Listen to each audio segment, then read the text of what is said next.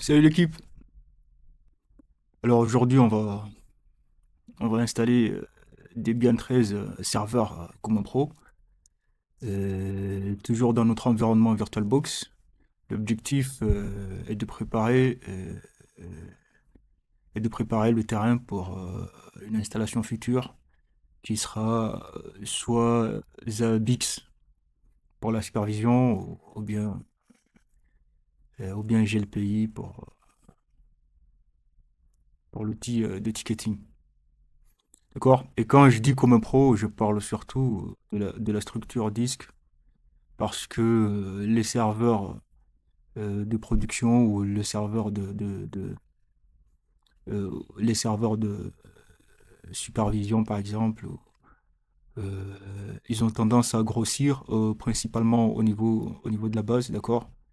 Donc on va essayer de structurer les disques à telle sorte que demain, si on est amené à faire des modifications, à augmenter la capacité, euh, l'espace de notre disque, ça ne va pas être encombrant, ça ne sera pas un problème, euh, on ne va pas être bloqué, on va pouvoir augmenter la taille sans casser notre machine ou bien sans casser tout le système. D'accord? Et toujours sur notre environnement VirtualBox, nous avons ici notre contrôleur de domaine, les PC clients, notre routeur Debian, avec le serveur DHCP. Et ici, par exemple, nous allons installer notre serveur qui sera un serveur de supervision. Euh, pour l'instant, on prépare le terrain et après on verra. C'est parti.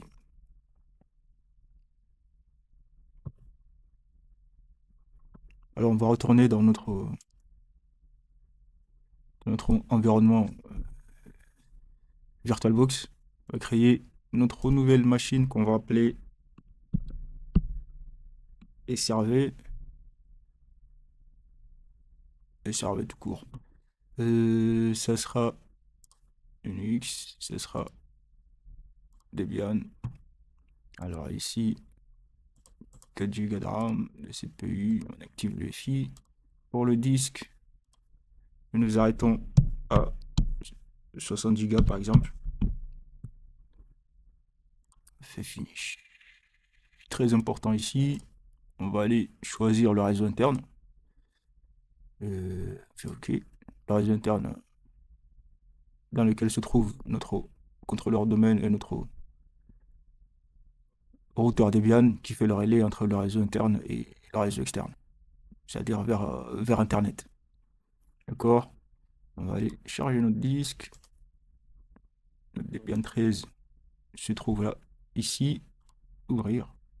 On lance l'installation.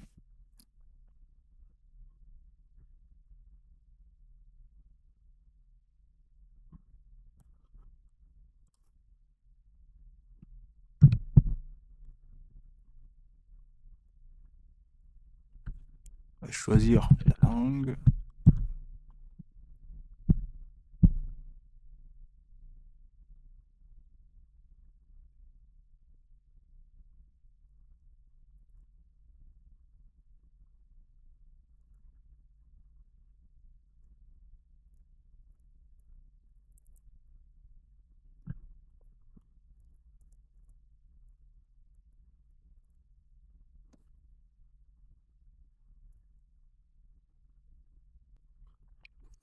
Le nom, on va appeler euh, SRV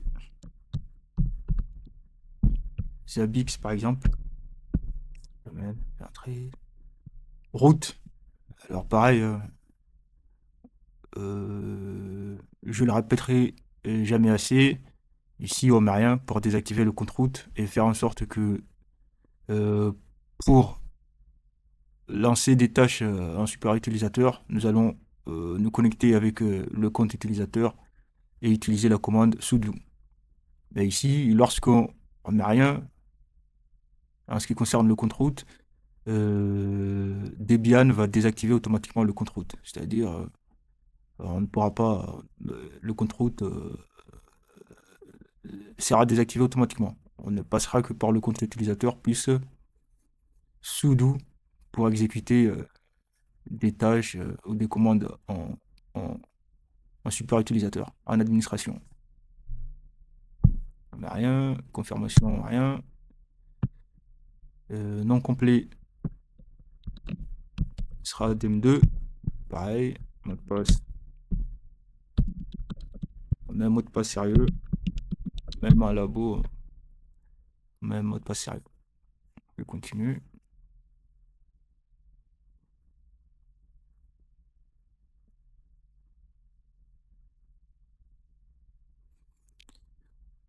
Et maintenant, on arrive au cœur, le partitionnement des disques. Alors ici, par exemple, nous sommes en train de préparer le terrain pour un serveur de supervision, pour un serveur Zabbix. Et il faut savoir que Zabbix enregistre énormément de données au niveau de sa base, dans MariaDB par exemple. Donc l'objectif est simple, c'est de commencer par isoler la partie base de données, d'accord? Ensuite, isoler les logs et faire en sorte de laisser une possibilité de pouvoir agrandir le disque un peu plus tard. Donc nous allons passer par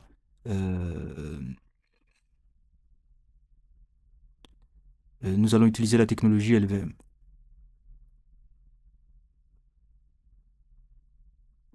Alors ici, on choisit manuel, d'accord? Nous allons sélectionner notre disque. Faut-il créer? Oui. Descendre sur espace libre. Entrée. Alors ici, nous allons créer une nouvelle partition qui sera la partition UEFI. C'est-à-dire, comme la VM est en UEFI, et c'est la plupart des machines actuelles prennent en charge la technologie UEFI, qui permet de charger le système d'exploitation d'une manière un peu fluide. Et nous allons créer une partition qui sera dédiée à l'UEFI. D'accord? Et pour ce faire, créer une nouvelle partition. Nous allons lui donner, par exemple, 512 mégabits. Début. Alors, système de fichiers, ça sera FAT32.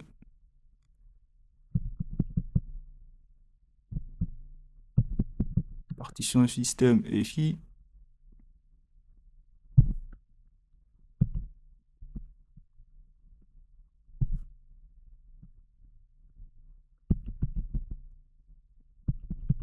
Fin paramétrage.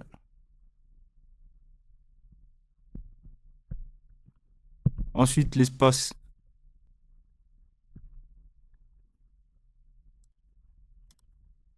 Alors, nous avons ici notre partition EFI. D'accord? Ici, tout en bas, espace libre. C'est le reste. Tout le reste passe en, en, en LVM.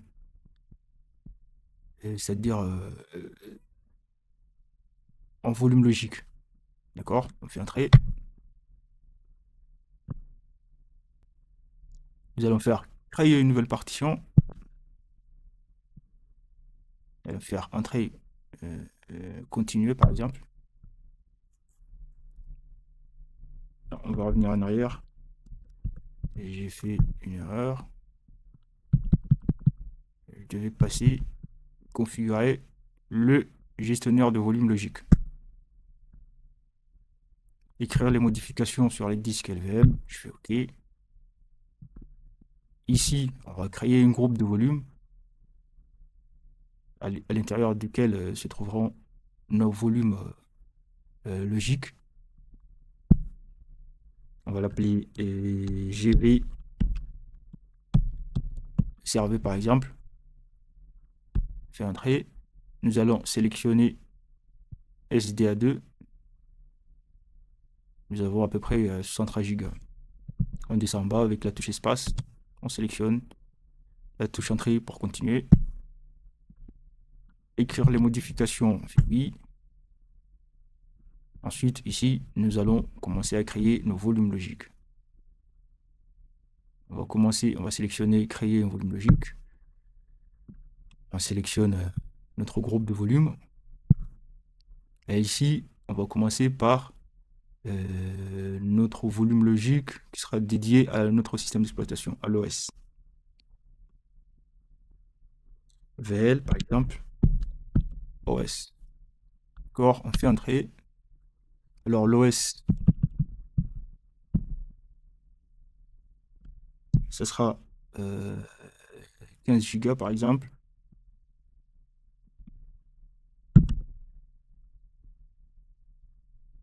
Fait entrer.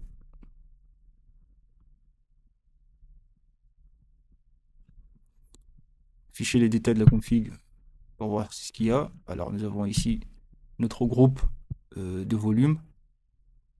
À l'intérieur de ce groupe, nous avons notre premier volume logique qui sera dédié à notre espace, qui sera dédié à l'espace d'installation de notre OS. Pour continuer, on va aussi créer notre sélectionne, on va créer notre volume logique qui sera dédié, c'est-à-dire l'espace qui sera dédié à l'espace var.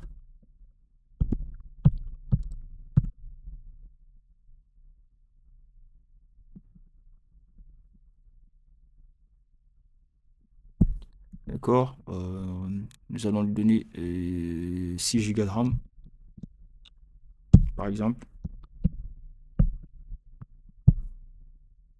Entrée. On va créer notre troisième volume logique qui sera dédié au log, par exemple. On va l'appeler VL, par exemple, var log. Entrée. Voilà, on va le donner 5 Go. Nous allons créer notre quatrième volume logique qui sera dédié. On va revenir en arrière. Et créer volume logique qui sera dédié au fichier temporaire, par exemple. VL temp. On va dire 2 Go. Ça suffira. 2 Go.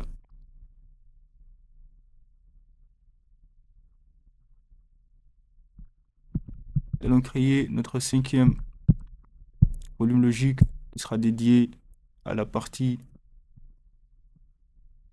MariaDB.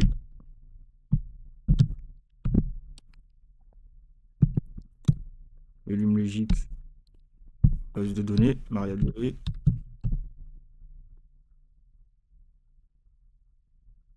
Entrée. On va dire 25 Go par exemple. Nous allons créer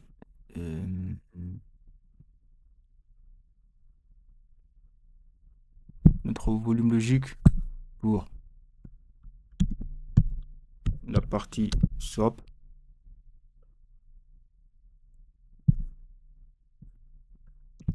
2 Go par exemple.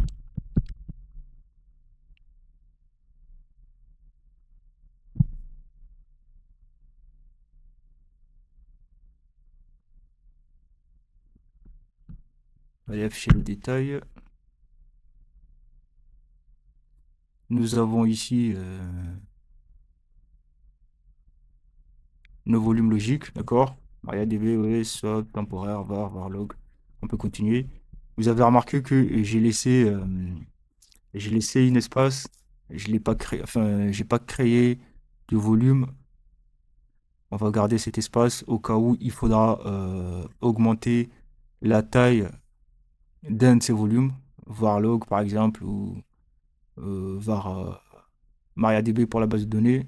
Si l'espace, si la taille euh, et si l'espace Enfin, si le volume manque d'espace, on va pouvoir augmenter la taille en récupérant notre partie de réserve, d'accord? Qu'on n'a pas, euh, qu'on n'a pas, qu'on n'a par exemple pas donné à quoi que ce soit. D'accord? Parfait. Là maintenant, on peut continuer et aller préparer notre disque. Ici, par exemple, les volumes existent déjà. Mais Debian ne sait pas encore quel système de fichiers mettre, ni où les monter, par exemple. Donc, on va entrer dans chaque volume logique et on va définir le système de fichiers, par exemple, ext4 pour l'OS et pour tout le reste, ou le swap pour la partie swap, par exemple. D'accord? Pour ce faire, nous allons venir ici terminer. D'accord? Vous voyez ici, nous avons tous nos volumes. Ici, par exemple, on va commencer par notre volume VLOS. Nous allons le formater, d'accord? Utiliser comme entrée. Et ici, ce sera le système de fichiers st4, par exemple. Entrée. On est bon. On peut faire fin du paramétrage de cette partition. OK. Là, notre partition pour l'OS a déjà son point de montage et son système de fichiers. On fait la même chose sur les restes des volumes logiques. Nous avons ici notre volume pour la base de données MariaDB. Nous allons le sélectionner. Entrée. Utiliser comme ext4 par exemple. Fin. Pour notre partie swap, on va faire utiliser comme espace d'échange.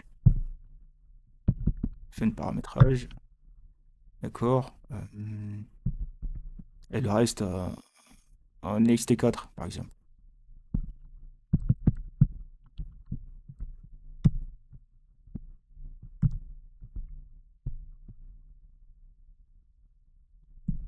Voir.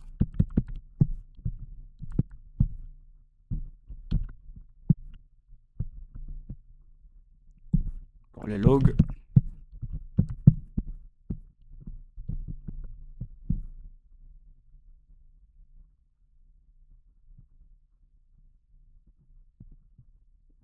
D'accord. Tout a été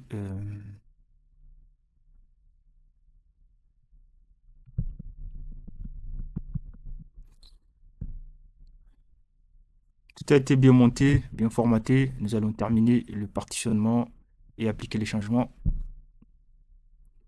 Qu'est-ce qu'il dit? Pas de système de fichiers racine. Enfin, si.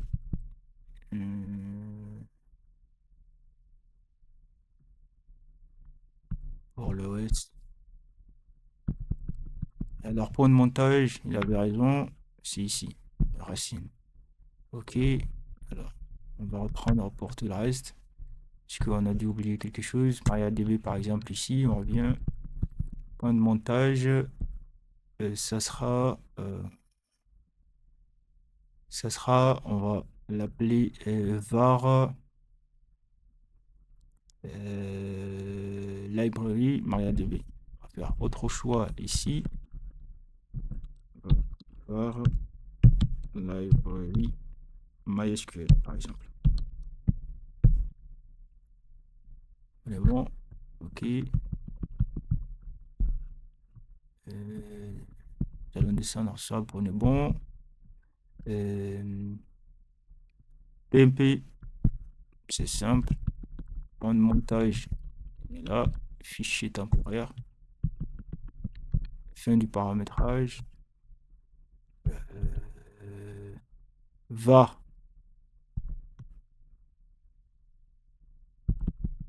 Point de montage sera var, de variable. Fin du paramétrage.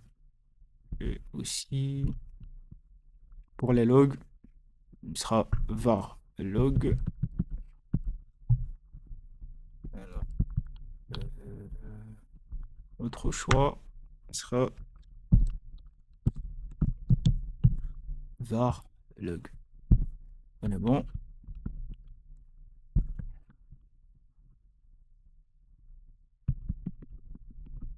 On peut terminer le partitionnement et appliquer les changements. Entrée. S'il appliquer les changements, bien sûr.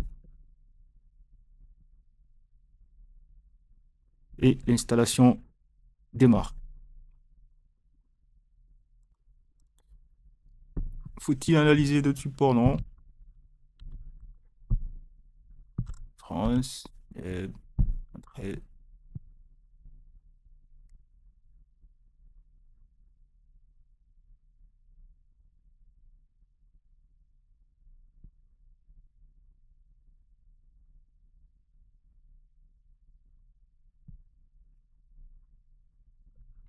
Statistique, non.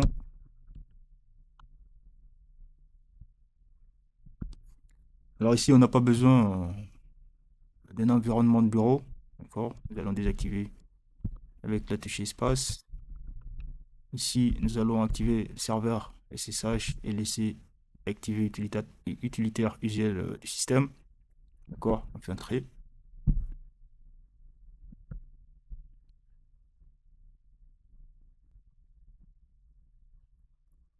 Installation terminée. On peut continuer pour redémarrer. Première connexion, c'était un peu. Je suis bien connecté.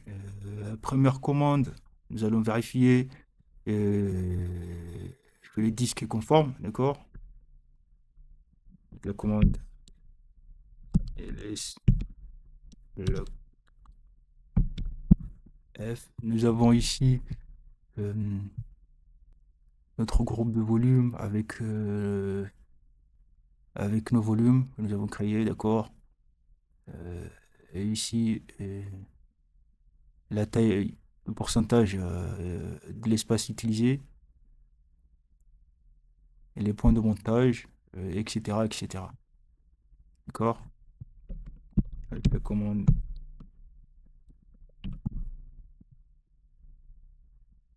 nous avons ici avec les informations qui sont un peu plus lisibles, les points de montage,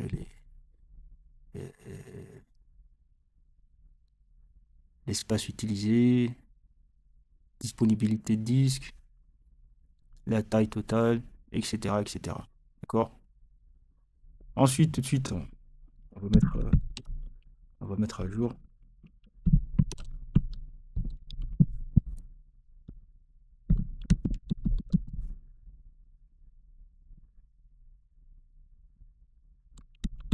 On reprend.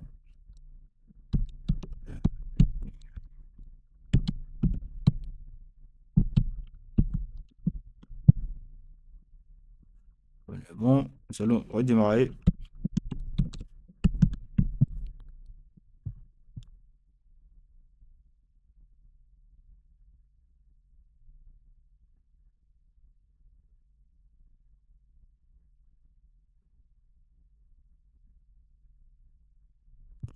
Nous allons nous loguer.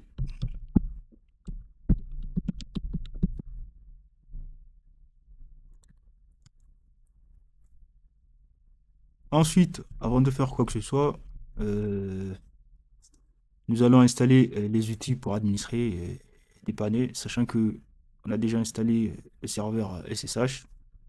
Ici, nous allons ici de commande install get ainsi R5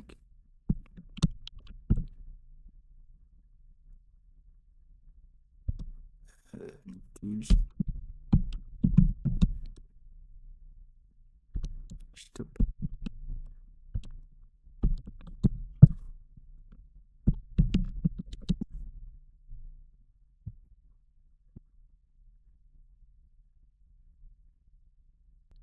Qui est bon. Ensuite, nous avons un serveur d'administration, d'accord. C'est un PC, enfin, c'est un outil, c'est un PC qui est dédié à l'administration de nos serveurs. On l'a appelé Tools, nous allons générer notre clé d'authentification. Il est ici, sur VirtualBox. Et là, on va démarrer.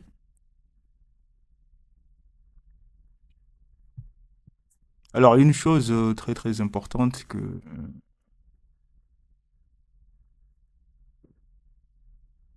a oublié de faire, d'accord? Déjà, c'est de retourner sur notre serveur Zabbix et l'attribuer une IP statique. etc networking interfaces. Je suis au bon endroit. Networking n'existe pas. Non, plutôt network. TC network interfaces. Voilà. Auto. Ici. Auto. NP 03 S. Voilà.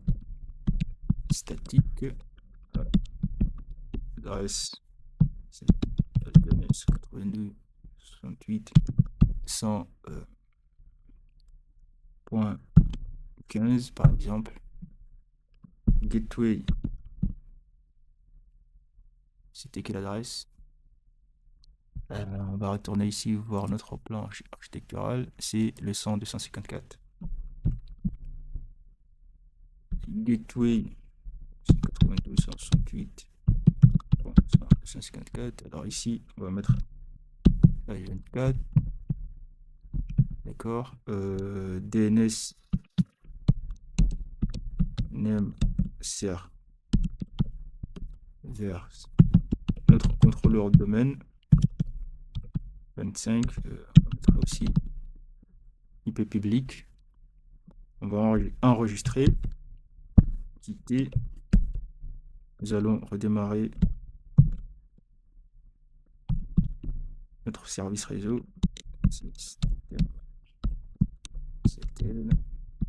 Start.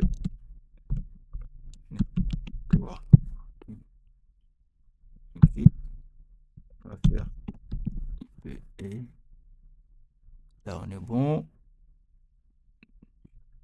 On va essayer de pinguer. On est bon.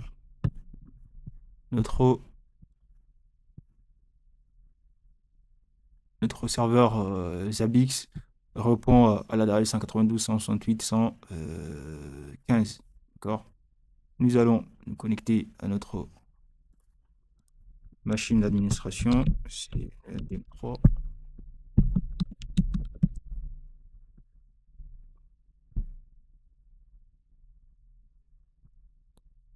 Nous allons ici générer une clé.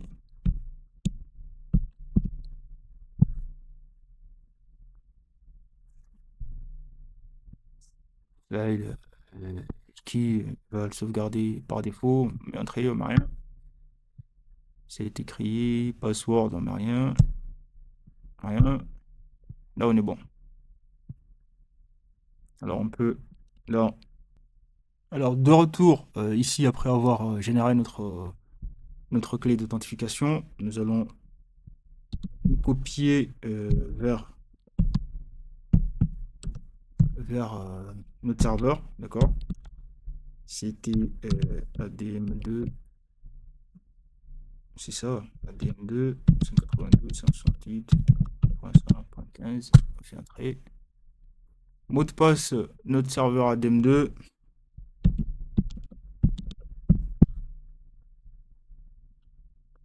Ça veut dire notre clé a été copiée.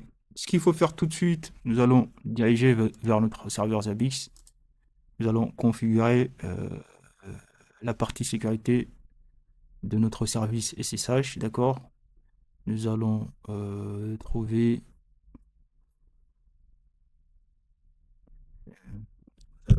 déjà nettoyer ceci. On va aller dans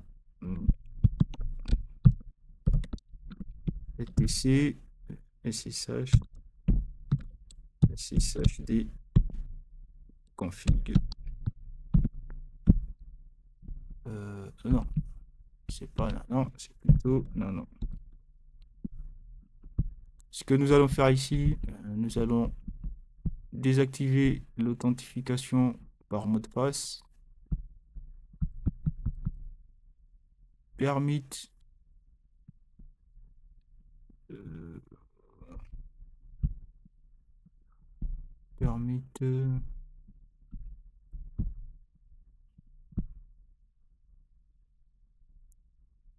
alors nous allons chercher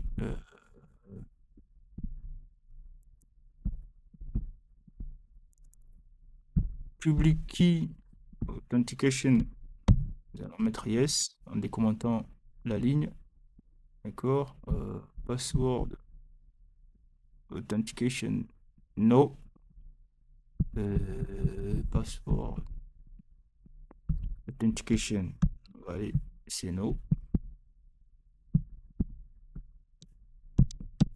C'est-à-dire, nous allons désactiver l'authentification via mot de passe. Nous allons utiliser que la clé publique pour nous connecter au serveur depuis notre poste d'administration.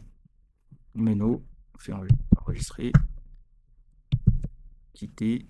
Alors, nous allons redémarrer notre service SSH, d'accord? Si. Système. Système.ctl. Restart. SSH. On est bon. Nous allons retourner sur notre poste d'administration, voir si nous arrivons à nous connecter au serveur Zabbix. C'était SSH adm 2 168 115. Voilà. Nous avons réussi à nous connecter sur notre serveur.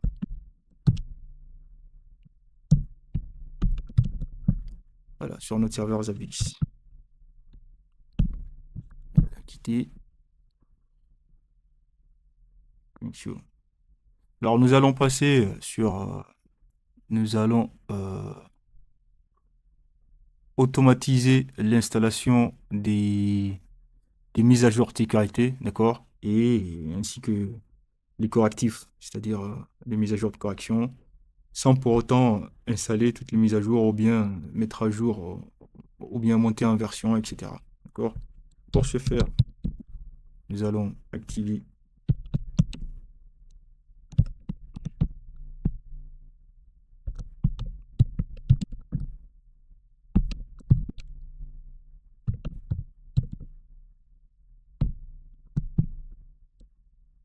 hop, right.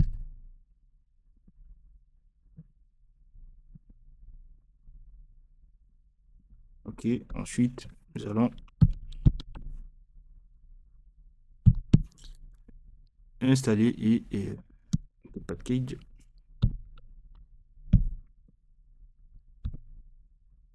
Installer et configurer le déploiement